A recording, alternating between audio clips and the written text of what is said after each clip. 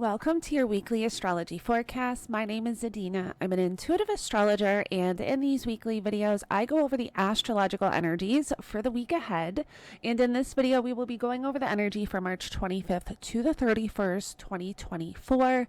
Don't forget to like, share, and subscribe if you align with my energy and enjoy my content. Now let's get right into the forecast. So I want to start by touching on some of the energies from last week, because last week there would have been a lot of triggers, activations, especially with the Mercury energy. Mercury entered pre-shadow back on Monday, the 18th, when Mercury formed the conjunction to the North Node. And I will also be posting a Mercury retrograde video within the next 2 days, probably, going into all 12 rising signs and also getting into Canada's chart. And actually, I've even added Justin Trudeau and Pierre Poilievre into that forecast for my fellow Canadians.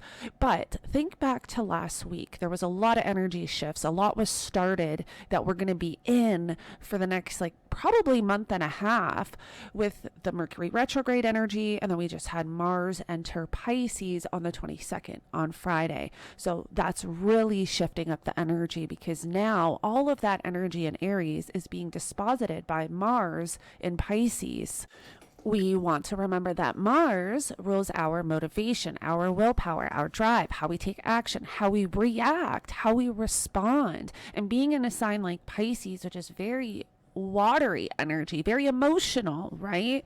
Sometimes can be very indecisive. So it can be hard to make decisions or move in a specific direction with Mars and Pisces. This can very much be an energy of emotional reactions, emotional responding to things. We want to lean more on our intuition and not so much on the emotional responses or reactions at this time. And also keep in mind that all of that Aries energy is currently being disposited now by Mars and Pisces.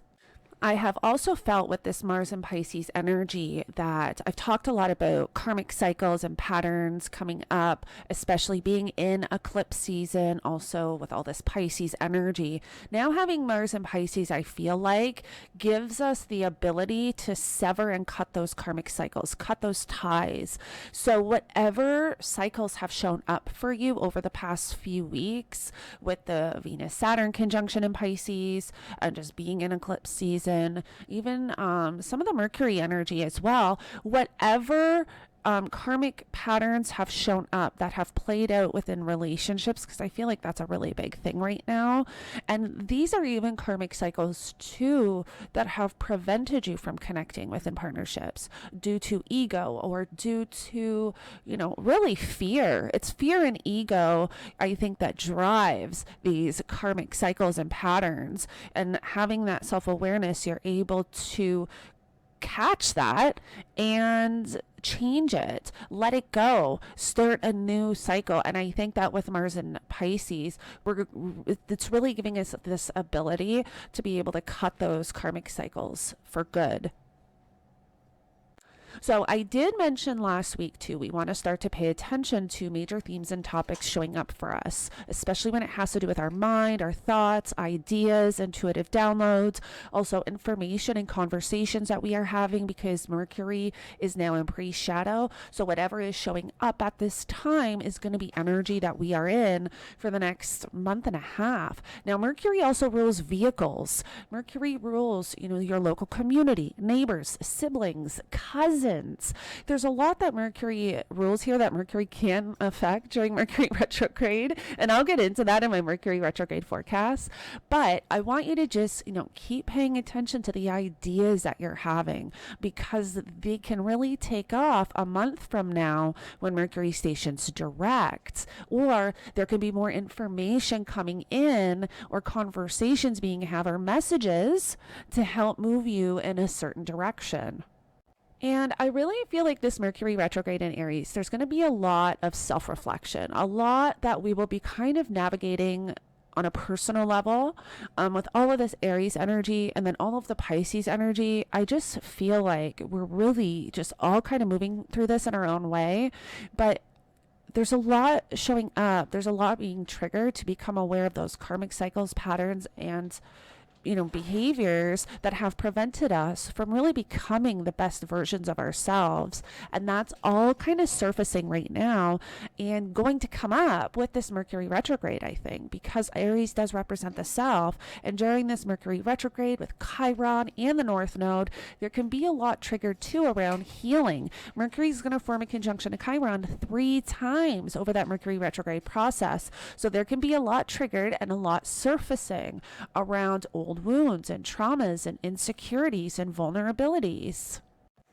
Okay, so that was a little bit of a long intro, but I did want to reflect on the energies from last week because we are moving through a lot. There can be a lot surfacing at this time and being triggered and activated, being in Mercury retrograde energy, having Mars now in Pisces, also eclipse season, also the Venus-Saturn conjunction last week. So there is a lot kind of surfacing at this time, and as soon as we come into the week on Monday, we're in the full moon lunar eclipse energy. So again, think back to October, and I have posted a forecast about the lunar eclipse. If you haven't checked that out, make sure you do so. I get into all 12 rising signs. But think back to October of 2023. That can give you an idea of how this lunar eclipse is showing up for you. But it's not like this is just going to be an event that takes place on this day. We're in the eclipse energies a couple weeks before the eclipse and a couple weeks after the eclipse. So whatever this eclipse is bringing up for you, you already kind of have an idea of what is culminating, what is finalizing, what is completing, what is the better understanding that you're receiving with this eclipse. Because remember, this is like the next chapter to the story that is playing out with this whole eclipse journey and the nodes being in Aries and Libra. Now, also with this eclipse energy and on Monday, we have a really interesting, and this is, I guess this is more so on Monday because Venus is going to be at 17 degrees of Pisces at this time. Venus is the ruler of that lunar eclipse.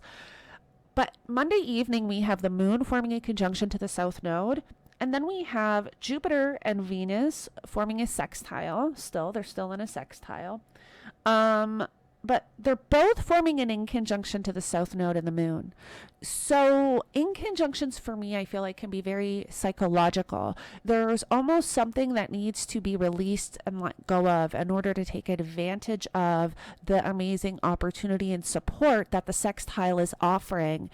So with this yod on Monday, and will be felt Tuesday and probably even Sunday, the previous Sunday, it's almost like there's something very psychological that you're having to move through, that you're having to navigate, especially around relationships and how you can, again, this has to do with the karmic cycles too playing out and really releasing and letting something go. It's like something can be really coming to a head when the moon forms a conjunction to the South Node emotionally.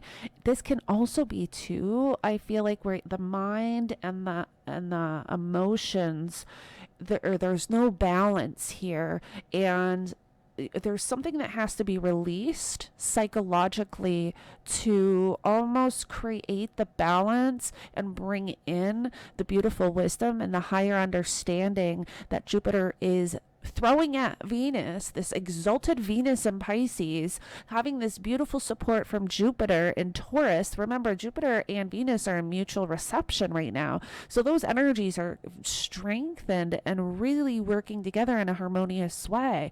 But there's something psychological with the inconjunctions to the South Node that has to be released, that has to be let go of in order to really push forward with this beautiful higher understanding and wisdom and new direction and new journey. So I hope that makes sense for you, but I think this is a really big energy that we're in and can be in over the weekend and also coming into Monday and also fell on Tuesday. And the thing is that now we have all of the planets we have all the planets in one area of the zodiac, but everything's in like Aries and Pisces. We have Jupiter and Uranus and Taurus, but all of our personal planets are in Aries and Pisces, which is the self and which is endings, karmic cycles, patterns, intuition, spiritual connections. It's like we're really in the thick of it, especially with Mars entering Pisces. That really enhances. So it's not like the planets are conversating with each other, because they're all just bunched up together at the beginning of the zodiac and at the end of the zodiac, which in our own lives, that can be the beginning of a new cycle and the ending of a new cycle. So again, we really have to be paying attention to what is surfacing at this time so we can throw out the old and welcome the new. Now, another thing with a lot of this Pisces energy, especially with Saturn being in the second decan of Pisces, that I've noticed is a lot going on within the spiritual community. And when we're talking about Aries, there can be a lot of egos. So with a lot of this Aries energy and a lot of this Pisces energy, there's starting to become a lot of exposure within the spiritual community. We're starting to see a lot of egos showing up within the spiritual community. I really feel like there's going to be a falling of the fake spiritual leaders, those who have not been authentic and there for the right reasons, and a rise of those who have almost been suppressed and held down and have not been seen or heard, if that makes sense. But I've really been feeling this the last 2 weeks, and then even being on, certain apps and seeing egos of astrologers and tarot readers and channelers. It's really interesting. It's almost like things are being exposed. Egos are being activated. So if anybody has been trying to hide behind a facade, it's almost like it is being shown. Saturn in Pisces is revealing all, I feel like. And then now with Mars in Pisces, I mean, it's a very interesting energy, and it's something I've really been feeling intuitively. But have your own discernment and awareness of this, especially when connecting with astrologers or connecting with tarot readers or channelers or psychics, because and honestly, it's not something that's really hiding anymore. I used to say in 2023, I said, be very discerning with who you're connecting with, because there's going to be a lot of inauthentic people rising in the spiritual community. But it's almost like 2024, it's all being exposed. Even really well-known spiritual leaders and channelers, I've seen a lot surfacing around certain people. And I don't want to call anybody out, but do your own research, because it's fascinating. And I really just feel at my core, this is a part of this Saturn and Pisces energy, and then all the other coinciding Pisces energy and Aries. It's like egos and spirituality clashing, and there's going to be a huge shift taking place. Now, once we get to Wednesday and Thursday, we have the moon in Scorpio. So the moon is forming a trine to all of that energy in Pisces. So we're talking about emotions being enhanced, intuition being enhanced. Scorpio and Pisces are extremely intuitive. It's really interesting, because I've actually been thinking about this a lot lately, even with all the water signs, even with Cancer. They're very, yes, they're very emotional, intuitive, but they're also very secretive. Like, there's a side to them you don't see, even with Cancer. Yes, it's a very nurturing sign, and it's the mother sign of the zodiac, but we got to think Cancer's ruled by the moon, and there's a side of the moon that we don't see. And I very much think all these water signs, like, yeah, I love it. It's great for intuition and spirituality, but it's also very much this energy of that other side can be shown. You know what I mean? Whatever has been hidden can now be coming to light. And this just came to me kind of intuitively. But having the moon in Scorpio and then all of this energy in Pisces, this is great for spiritual work, intuitive work, very intense emotions and intuition. So we definitely, plus being in eclipse season, we definitely need to be paying attention to our intuitive downloads at this time for sure. Now, as we approach next weekend, so the 29th, the 30th and 31st, we have Venus moving closer to Neptune. So things can start to feel a little nebulous, a little confusing. Neptune can sometimes make things very cloudy. We have to be careful, and also too, Neptune is probably one of the strongest energies right now, because Neptune is in its home sign of Pisces. Neptune is also, oh no, not quite. But Neptune will be hitting 28 degrees soon too, which is very significant for these outer planets that move slow. When they shift into the next degree, that's really felt. Where the personal planets, because they move faster, when they're shifting degree points, it's not as significant. But the outer planets, when they shift degree points, like when Pluto, well, really Uranus, Neptune, and Pluto, when they shift degree points, even Saturn, it's more significant and more felt. And Neptune will be reaching 28 degrees. Neptune is reaching the end of Pisces. And when Neptune, we are going to have and I'm going to make a video about this because we're going to have a Saturn-Neptune conjunction. They're going to come very close in Pisces, but they're not actually going to conjunct until they move into Aries. And that's a huge energy shift that we're moving through for the next couple of years. But I'll be making a video getting into all of that. But anyways, I'm getting off topic again. I think this has to do with the Mercury retrograde energy and Mercury pre-shadow. I seem to be deterring from the regular forecast of this one, but it's okay, because hopefully I'm adding some good nuggets in here that can help you guys on your journey and with the energies. But yes, as we approach next weekend, we will have Venus moving closer to Neptune. So things can start to feel a little bit confusing. Things can start to feel, but again, this is a very exalted Venus. Venus loves being in Pisces. So this can also be a very creative, imaginative, intuitive, romantic, compassionate energy. We just have to have the discernment. This is an energy of really needing the discernment and not having rose-colored glasses, because that is what Neptune can put on Venus, is those rose-colored glasses where she's not able to see things clearly. She's not able to be as discerning as maybe she was, even though, yes, she's exalted, but Neptune is, kind of standing there with all of these beautiful jewels and flowers and saying, again, I'm getting kind of whatever, but I think you guys get the drift, is that it's a beautiful energy when we're talking about creativity and imagination and romantic connections. But we do have to be careful that we're having that discernment, we're having that self-awareness, that we are not seeing things with rose-colored glasses. And so that can really become heightened once we get into next weekend, and also be felt once we get into April when we have the Venus-Neptune conjunction. But anyways, I hope that this helps you kind of navigate the energies for next week. The planets we don't have as many major aspects taking place right now, because we have all of the planets almost in one area of the zodiac, so they're not really conversating with each other.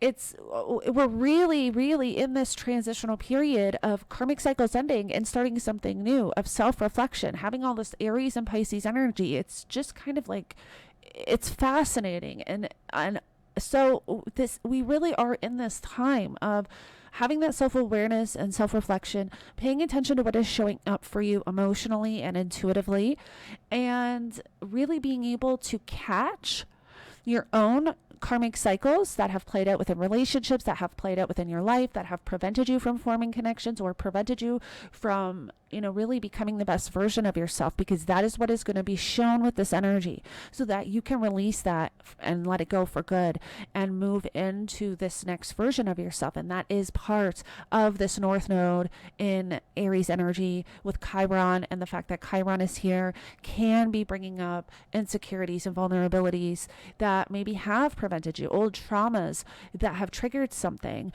and due to those insecurities and traumas and vulnerabilities, it's prevented you from moving in a certain direction in your life, or connecting within relationships, or becoming, the best version of yourself. So we really do have to have that self-awareness at this time and catch those karmic cycles so that we can make that shift. So thank you so much for joining me. I hope this helps you navigate the energies for the week ahead, and I will connect with you in the next one.